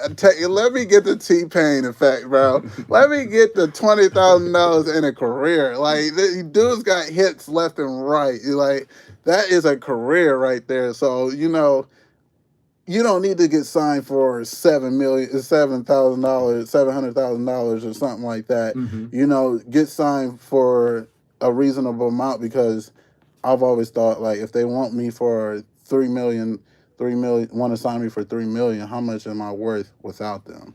Right. Right. Can I make that without them? Because they see me at they price point me at a 3 million. Mm-hmm. But really, I might be a 50 million if I play my cards right. So yeah, definitely. Just if you're going to sign a label, make sure, one, that it's not a 360 deal. Two, that you don't go through their lawyer. Mm-hmm. Go find your own personal lawyer, because 9 times out of 10 they're in cahoots. So, Yeah. Yeah. and three, if they ask you to take down your current songs to re-upload them under them, tell them no. Because now they want to make 100% of the money from those old songs that have already currently blown up. I'm not. Yeah, don't take down any of your old songs when you sign in. So yeah. I done lost the question, but No. I got in it a little Yeah. bit. Please join us. And once again, if you want to call in, 260-421-1290, WELT, Walt Radio, and Two Face Entertainment Live on Facebook. We are now discussing about the professional sides of the music industry, as well as myself in the professional sports industry, and how you want to take care of your business Hmm. and contracts and how they work, and lawyers and agents and Right. all these different things. It And all comes down to that business side, and then on top of that, marketing. So mm-hmm, it yeah, it gets real steep. It's not just the music. Music is just like what, 1/4 of the pie. mm-hmm, There's so mm-hmm, much else that comes together with it, that a lot of artists, I don't know if they really notice or not. mm-hmm, I had to explain to an artist before, at a show, that if you aren't getting your splits for the song that you wrote, then there's something fishy going on. He's making 100% of the money. Yeah, he owes you some money, dude. mm-hmm. so so you got to make sure you know who you around, as far as like when it comes to the business side of stuff. I don't even have a team yet. I don't even have a manager yet, Mm-hmm. but I know this stuff. Because this is stuff that you need to know, so you don't get played in the long run. Absolutely. And those of you that are looking at professional sports, I'm speaking from that end, and I can recall a player signing with a team, Mm, and he saw all those zeros, mm, and he thought, all right. And we went to this country. What he didn't recognize was what currency mm, it was in. yeah. And we get there, Mm, and he's talking to me about how much he's making. I'm like, man, that don't sound right yeah. over in this area of the world. Right. Right. Yeah, gee, I'm getting. And we get there, and in Europe they typically pay you every 3 days Mm, at a certain day every month. mm, At that time, and we got our first checks, and you tell them in cash, and then you got to make sure you stipulate U.S. dollars. mm. And we were in the country where the U.S. dollar was powerful. Yeah. Yeah. And so when he got his money, the envelope was thick. I'm like, man, I need that contract. Right. Mine was really thin, Mm-hmm. and I opened mine up. I see my U.S. dollars. I'm like, yeah, but I'm good. Mm-hmm. He opened his up and he seen, and I'll give a hint, them rubles. And he was like, man, what in the world is this? And man, I laughed so hard. Oh And when he man. went and exchanged all that money, man, I'm telling you, he was short thousands and thousands of dollars. And so Yeah. that's why, us talking about this, you have to do your paperwork. You have to read those contracts, small Mm-hmm. prints. You have to do all those things. And have you been put in, let's say when you do shows with famous people like you just talked about DJ Paul. DJ Paul. Mm-hmm. Um, when you got involved in that, how does that feel? How does that feel being on with somebody out there in the world market? It was mixed emotions because I didn't get to meet him personally Mm-hmm. just because of his security was like on it. Yeah, it was like you can't come through here. You know, they were all on the stage and everything, so he had heavy security. But I got to meet Stevie Stone, who was also on the tour, and Mm-hmm. he was pretty cool and stuff.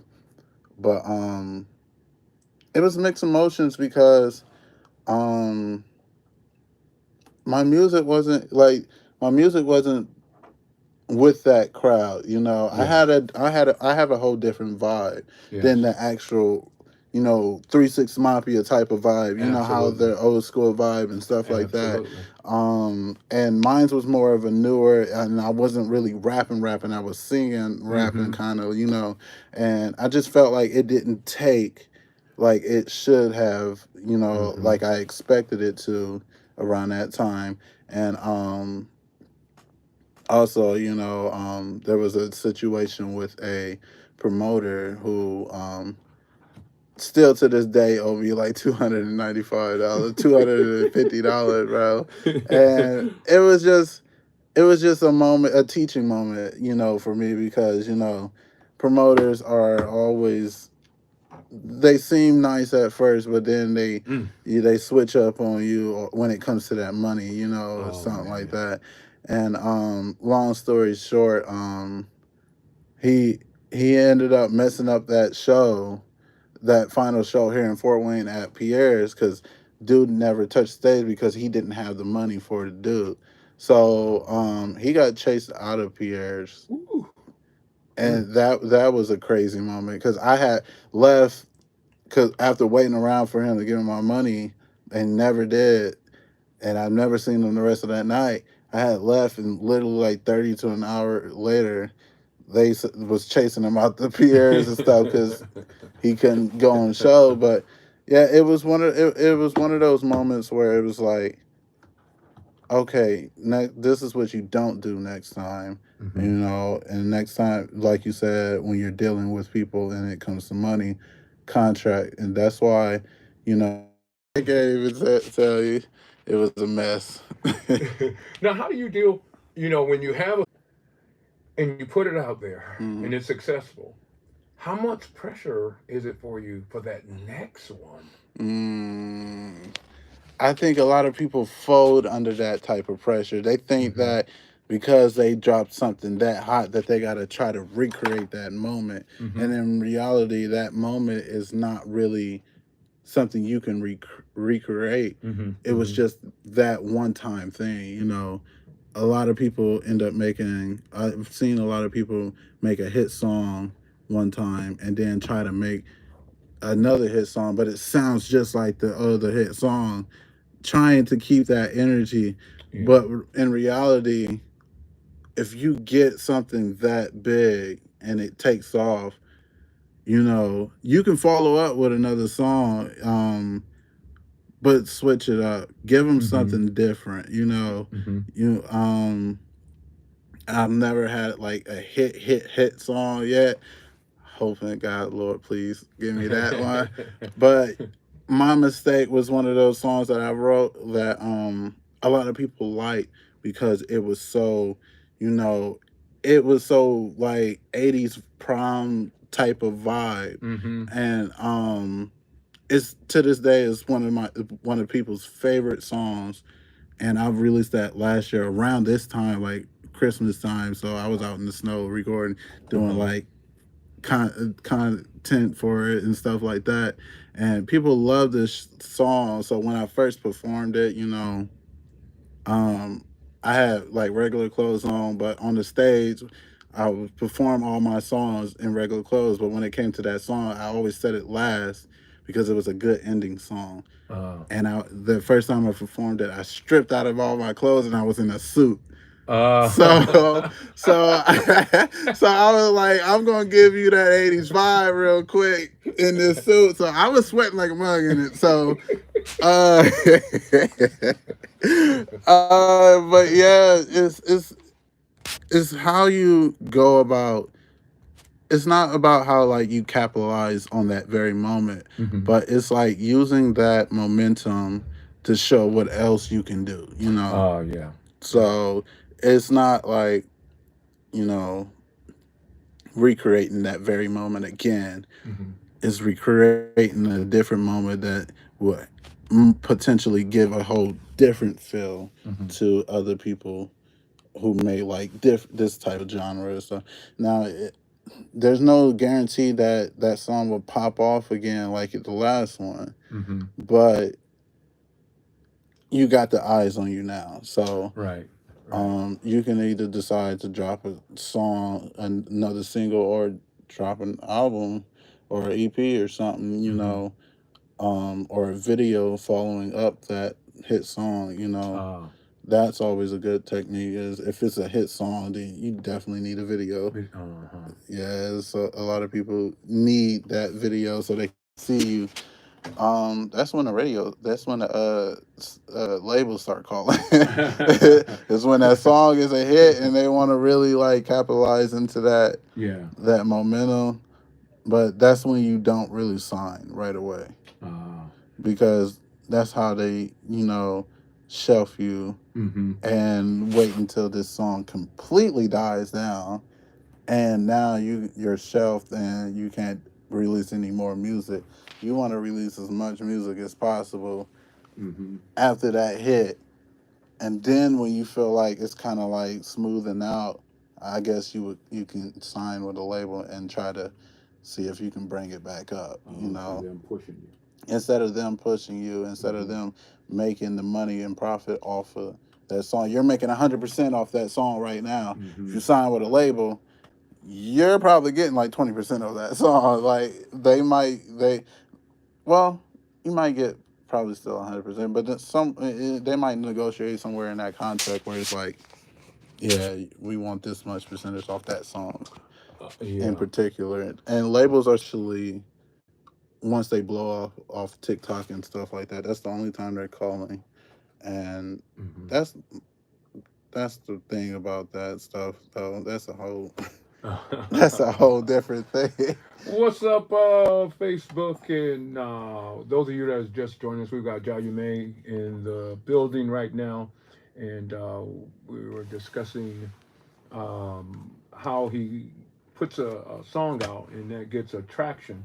How does he bring out his next one? How does he ride on that momentum, or how does he bring in the new one in? And those of you that are following us on Two Face Entertainment at Facebook Live, please chime in. Those of you that like to give us a call, if you have a question, 260-421-1290, Woke Radio here in Fort Wayne, Indiana. Now, I want to paint this picture for you. You about to go into the studio, Mhm. um, and you open your door. Give us your routine. Okay, so I'm about to go in the studio. Pitch black dark is always because it's my little room studio.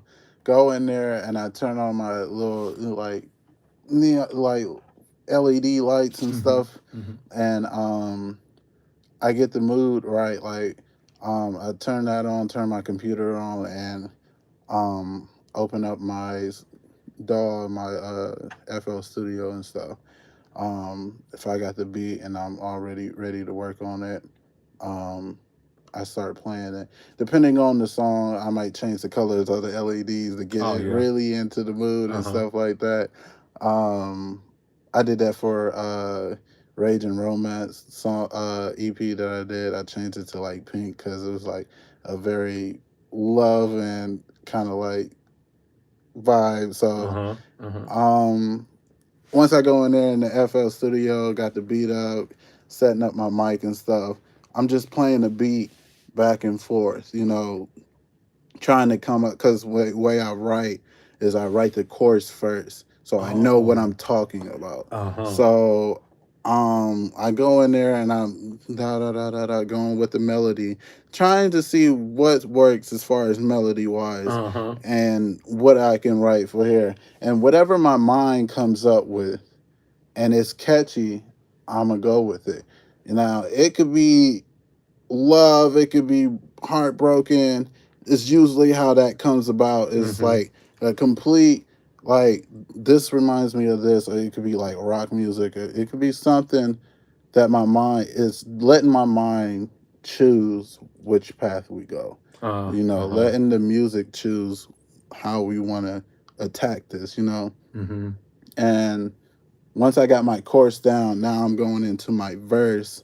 And normally I record like my chorus and my verses that day, Uh-huh. so that I don't forget. Because sometimes I'll be forgetting how this stuff go, and I'll be like, oh dang, how did that go? The next day I'm like, oh dang, how did that go? I can't even remember that. Mm-hmm. Um, and be in there stuck, and then we have to redo it all over. But yeah, I record the chorus and then write the verse. I might pull up like a dictionary or something like that. Mm-hmm. What rhymes with this? Let's see if that works or something like that. Mm-hmm. I'm never afraid to be like, hey, I ain't that smart. Look here. I'm gonna Mm-hmm. pull out something to make sure I'm making sense at least. But yeah, I would do that. And once I got that verse and chorus down, maybe add a little harmonies or whatever Mm-hmm. it may require. Definitely, like from my mistake, it required a lot of harmonies and stuff like that. Um, but if I'll just sit there and let it play raw, like verse and what's the name, and the next day I'll go back in there and do the ad libs or, Mm-hmm. maybe the harmonies and stuff like I said, and just do it like that. And I'll let it play again, just over and over, um, until I'm comfortable with it. Sometimes I would mute the beat just to hear Mm-hmm. if the vocals are hitting the way they are, because sometimes, like I said, I use a little bit of autotune. Sometimes it pitched the wrong way, and I'll Uh-huh. be like, "Yeah, no, that doesn't sound right. Retry it and redo it over again." Mm-hmm. Maybe in that way, I'm a perfectionist when it comes to making sure that sounds good. But once everything sounds good, I'm in the mixing and mastering mode, Mm-hmm. and that could take me a week or two, depending on how tedious it get. I can have go from 3 to 8 different mixes, just because something may not sound right. It Uh-huh. failed the car test or something like that. Uh-huh. So I really, and when it comes to mixing and mastering, it's not about what's right or what's wrong. It's about what you hear. Mm-hmm. And with your ear, if you don't like something that it doesn't sound right, you got to fix it. 9 times out of 10, sometimes somebody else has the same ear and they Mm-hmm. won't like it. If it sounds too screechy to me, Uh-huh. and they turn that sucker up all the way in Pierre's their monitors and stuff like that, it's gonna sound screechy to them too. So, I've seen people get booed off stage for them stuff having such high frequencies and such pitchy noise Mm-hmm. that it hurt the ear. So I make sure that stuff got to be leveled and Right. that stuff sounds like it's supposed to sound. So that process could take. I'll be sitting on the song for at least a month, messing around, Oh yeah. messing around. Just one song. That's why it takes me so long to like really. I can't just drop, quantity over quality. It's quality Mm-hmm. over quantity, because Mm-hmm. at the end of the day, when they hear these songs, they're gonna be like, "This sounds so like it's been recorded in a professional. No, it's been Mm-hmm. recorded in the back room of my house. Like this is not no professional studio. Once I get land in a professional studio, it's gonna be a whole different vibe. But yeah, it's just it's a lot when it comes to me just doing it myself. I of course I can pay, you know, a Right. producer and stuff like that, Mm-hmm. but money is tight for me at the moment and stuff, Mm-hmm. so I try to let people know, like Zank and 260 Productions, and now let Mm-hmm. them know that I want to work with you as bad as I want to work with you. My pockets ain't agreeing with me right now, dude. So um sometimes you got to do it yourself, and I know people, famous people like J. Mm-hmm. Cole does it himself. Tory Lanez do it himself. So yeah, my process is so tedious sometimes. Well, I'm going to be honest with you, because, like I said, whenever I do interviews, I'm very um, objective and not subjective. Hmm. And so when I went and watched your videos and stuff, um, and I'm looking at him, I'm like, man, his imagery Mm, is professional. The sound, the mm, um, you're right. You don't have screeches. You don't. Your stuff does not sound like you in your garage. right, right. You are doing some very good quality work Hmm. for yourself, and the videos that you have, no matter how simplistic they are, Hmm. they look really good. Yeah, You're doing a really good job. I've shot like the two music videos or three. How many I got up there? Mm-hmm. I've shot them and recorded and edited them myself. So I'm pretty much like a whole one man band right now. Yeah. Yeah. And the editing is tedious too. So tedious too. So yeah, I appreciate that because it's not the best camera in the world, but it get the job done. It does. And they simple is better than overcomplicating it. And that's why I said I've got to, because I'll bring the question in first and then we'll lead way into what I'm going to say. Mhm. How important for you is the ability to network? Oh, that's so important. Mm-hmm. Even though I'm not as good as I want to be, Mm-hmm. networking is part of the one fourth pie. Yes. Um, it's not about what you know, and it's about who you know in the music industry. And that's why you see a lot of these artists as well. Some people might have different feelings, be like, he's not better than me, and blah blah blah. How is Mm-hmm. he there? Is he had connections.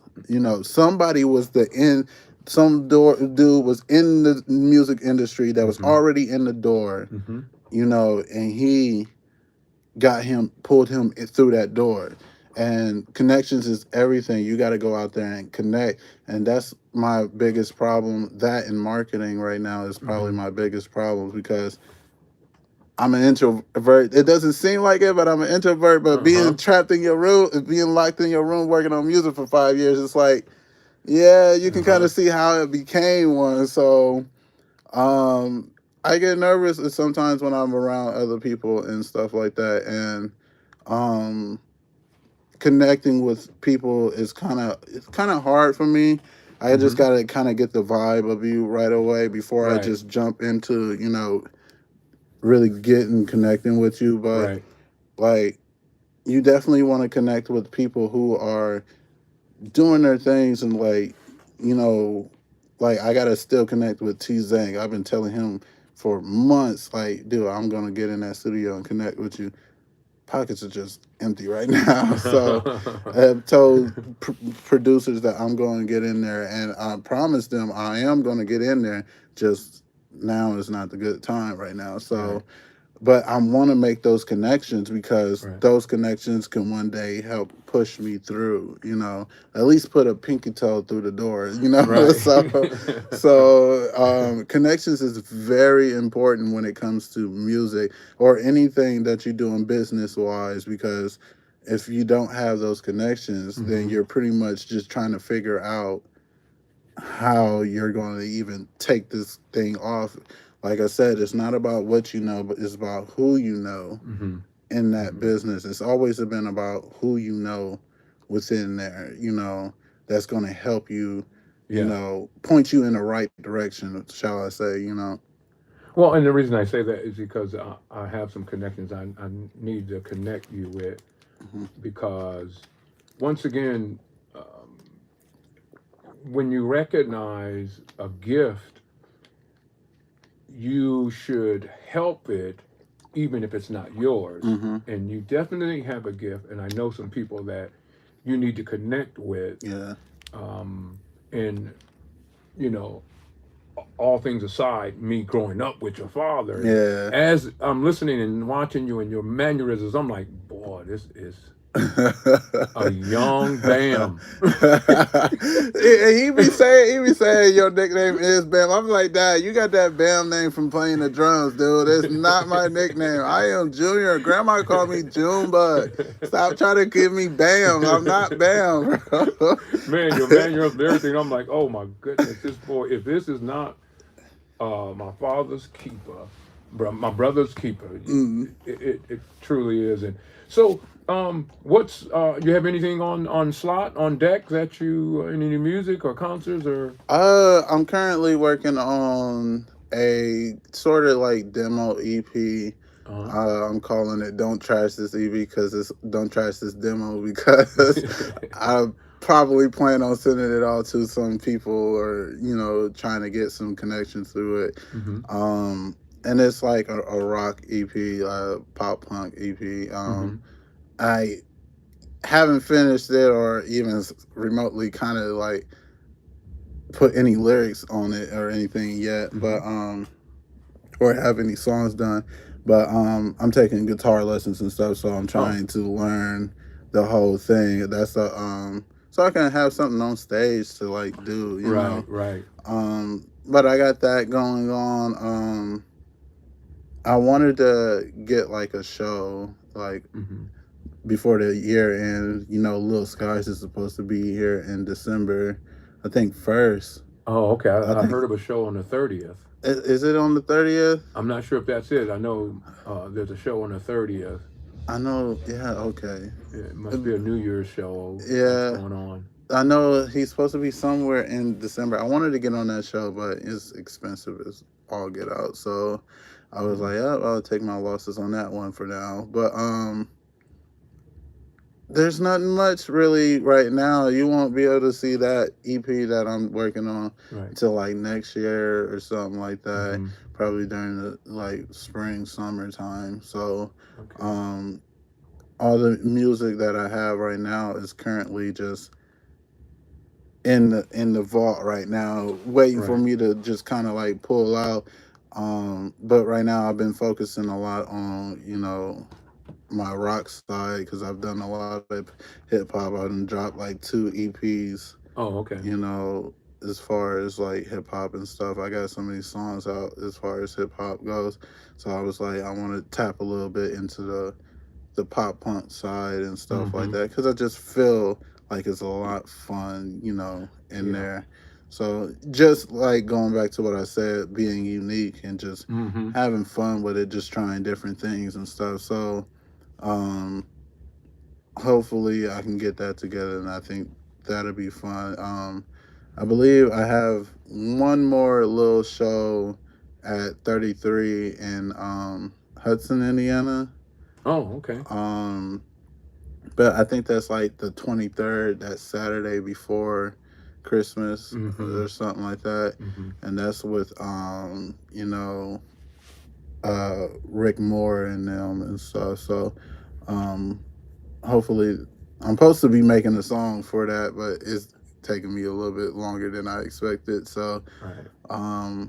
yeah, but other than that, I don't have nothing too big at the moment. I've had a pretty solid year Oh, yeah. for the most part. Pretty solid and sad. So, but other than that, it's just pretty steady year. Mm-hmm. The Spotify raps and stuff came out. I've seen my streams decline a bit because I was focusing on the shows and stuff like that. Right. I think next year I'm gonna really focus on, connections and marketing, Networking. and really just pushing myself out there. Yeah. Mm-hmm. And that may require me not releasing for a couple months or something like Mm-hmm. that. But just focusing on each individual, maybe each individual song, and giving them the love that they actually deserve. Mm-hmm. Really putting something behind it. Maybe a couple music videos here and there. Yeah. It's been a minute since I even recorded a music video, so I definitely need something like Well, that. and that's one of the network things I had for you for that Yeah, particular, because we know how important yeah, visualization yeah, is, yeah. and so now, how do you find time for you? What's your time? What do you do for for you? Oh, well, well, I do like I like anime and stuff, so I watch a Mm-hmm. lot of like anime, and sometimes when I get off work, before I even go in the studio, I just sit downstairs, eat dinner, Mm-hmm. watch some anime, and go upstairs and have about like 2 hours to just like practice on my guitar and stuff Oh, like that. okay. So, um, yeah, I played a video game a little bit, it seems like it feels like when you like always like pushing, it feels like if you take the smallest break, you're taking too long of a break.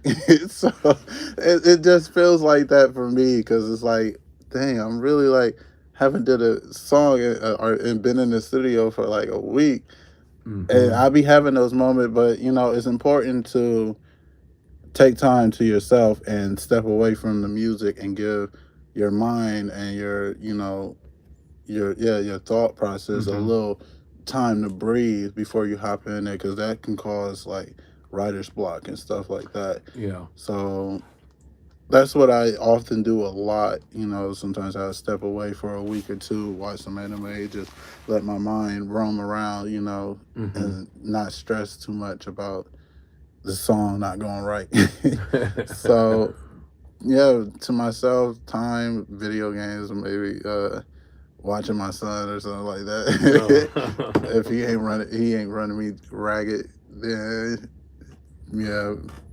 Well, and I know one of the things that I always um, took into consideration, that I heard someone say that rings so true.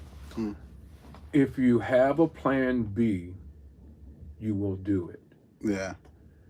And I learned that if you say you're going to do something and you're going to be that, Mm, don't create a plan B, right, right, because right, you will fall onto it. right, right, right. And so, if this is your dream, your ambition, of course, you have to give time to yourself, Mm, because if you don't, your body will make time for itself, whether you like it or not. right, right. The body will kick into survival mode with or without you. Mm, And so, you definitely always have to find time to get yourself situated to go out and accomplish what you need to accomplish.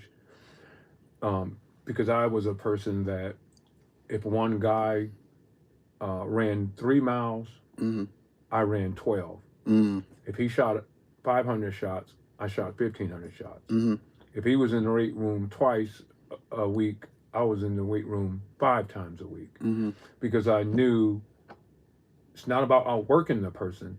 I knew that if that's what made them be as good. good as they are, You and got. I want to be better, Mm, then I'm going to do twice as right, much. right. And so, my plan of playing professional sports Mm, happened. I did it for about 7 years, 8 years. mm, I could have had another 10 years, right. but then I went to plan B. Uh, I don't mind plan B right, right. because I enjoyed those 7, 8 years traveling the world, Mm-hmm. a young black boy from Fort Wayne, Indiana, Right. come up off a bar street over by Southside, and here it It is. hits different when you're from Fort Wayne, Indiana, and you get to do all this traveling and stuff. it's a totally different world out It there. is, man. And when you get out of the American continent, Hmm. you really see how small Fort Wayne is, Yeah. because you're in a world where the language is different, the culture is different, the air is different, the Hmm. land is different, the smell is different. It's Yeah. so many different things, and you're like, man. And I reminisce on this and say, man, who would ever think? Hmm. Oh, me, right? Right. And you've got to. So when you have yourself in that position, you have to stay, as the Bible says, stand fast, Hmm. unmovable, Hmm. because the outcome will be there waiting on you. It's Hmm. waiting on you because you've Yeah. spoke it out, Right. it's traveled out, Hmm. and now what you have spoken out is sitting there waiting on you to get to it so it can Right. come into your ear and say, oh, remember you said, I remember I said Yeah. this. And so you've got to do that. And so once again, I commend you because um, uh, watching and seeing your page and seeing what you do and hearing from you and knowing now your background, Hmm. you have no other choice but to succeed, Yeah. Yeah. to hear your conversation and how you represent your name. Because, Hmm. see, a lot of time people don't realize they represent a name, Hmm. not your first, your last Yeah. is the one that carries on after Right. you're gone. Right. And like you had said, Bam, that's something you play drums. I'm not Bam, I'm Junior. You're carrying That a name. name, and you Yeah. said you had a son. He's going to carry your last name. Reese calls it a third. And so I'm very not only encouraging, but I'm encouraged by Hmm. you. And so I look forward to hooking you up with different networks because I definitely see you making a change in the music industry. Yeah. I, I, I, I, I see I it. I appreciate feel it. that. It's just certain things that you just know as you Yeah. mature and you get to points where you are. Yeah. And so we're encouraging you. And what I like to do, I always have my guests, I give them the last 2, 3 minutes to put anything out there that they didn't get to talk about, or something they want to ask, or that they want to engage about. And so I turn the show over to you and let you get what you want to get out if you have anything. Let's see. This is probably what I think. This is my first interview, so I'm like very appreciative that you reached out and Absolutely. gave me the chance to be on your platform. That's nothing but the Lord, just Absolutely. point me in the right direction, and I appreciate that. Shout out to everybody who was out there supporting me, Broken Hearts Tattoo, Jordy out there, Walker, Brittany, all them, bruh. Everybody out there.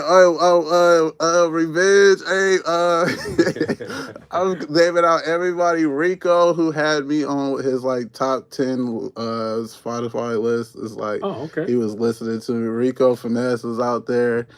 Shout out to 260 Productions. Shout out to Brandon Thompson, who helped me a lot as far as getting on shows and stuff. Mm-hmm. Shout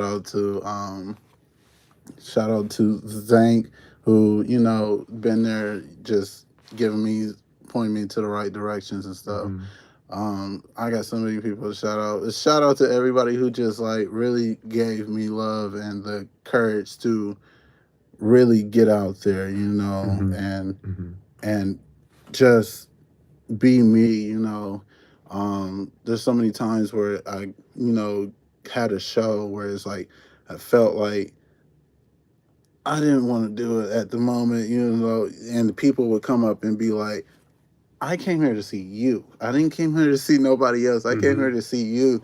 And I'm Mm-hmm. like, bro, why you gotta pressure me like that?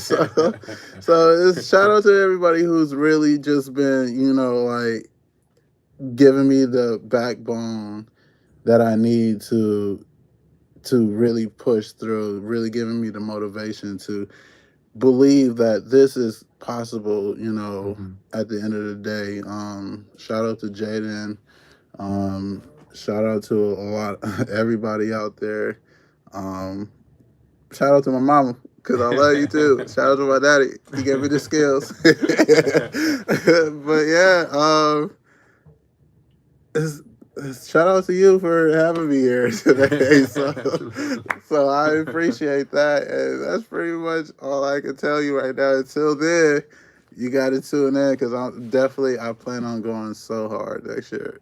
Yeah. So this next coming up year, I plan on really trying to change the way, you know, my whole stage is right now. The whole marketing thing has been down super significant this year. So, but I've done a lot this year, shows and stuff. So I've accomplished a lot in the past 2 years since I started, you know, doing shows and stuff. So a lot of people know my name a little bit more now than they did 2 years ago, you know.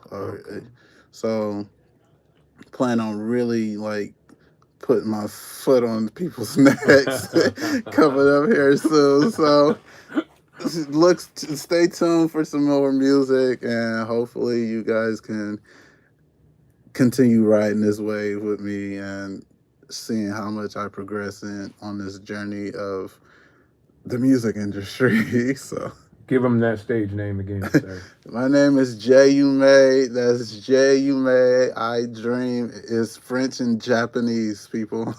All right. So once again, we thank those of you that on Two Face Entertainment Facebook Live, and we also thank you for listening in at WELT 95.7 WOLT Radio. Yes, sir.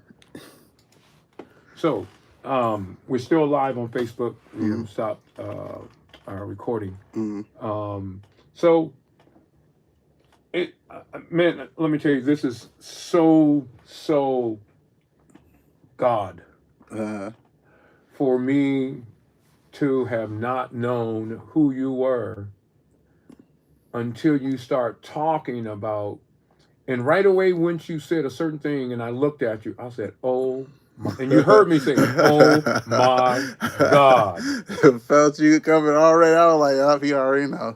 And here's the thing, you probably don't even remember. Your mom brought you when you were with your brothers and sisters little to my church over on Anthony by the liquor store. And you guys were little. Yeah. And I'm sitting here, because your other brother sings. Yeah, Tron. Tron sings. Because he Gifted. went to that door. Yeah. He went to that door. I, like I said, I went to the door in professional sports. And if I would have shut that door, I would have been in the NBA, no doubt. But I was happy with being the guy from Fort Wayne that has gone the opportunity to see outside of the United States. Yeah. And so I was happy with that. So I didn't go in and shut the door. And I would never change the fact that I didn't go through the door and shut it. Because I like the fact that I got to see some things that gave me experiences that I could bring back to the community and back to the world and say, man, you can make it. And it don't have to be at the pinnacle. Right. You can climb the mountain and look over and see some things you would never see if you hadn't even got up on that mountain. Right. I don't need to get all the way up to get a better view of what I can see at this level. Right. And so some people want to get at that highest level and say, hey, you guys down there, can you see me? Yeah. I don't mind being at a peak in the mountain where I can see what they're seeing, just not as good. Right. But, you know, there are levels to all of the different genres of whatever profession you want to go into. And that's why I always say I encourage people to get to where you want to get. Don't worry about what nobody else think you should be or where you can be. Get to a place where you comfortable and you good and you can take care of your family and you can have access to things that you never thought you was going to have access to. Or you can create things that people never thought they would have access to, because I'm on that side of things too with my business of inventing.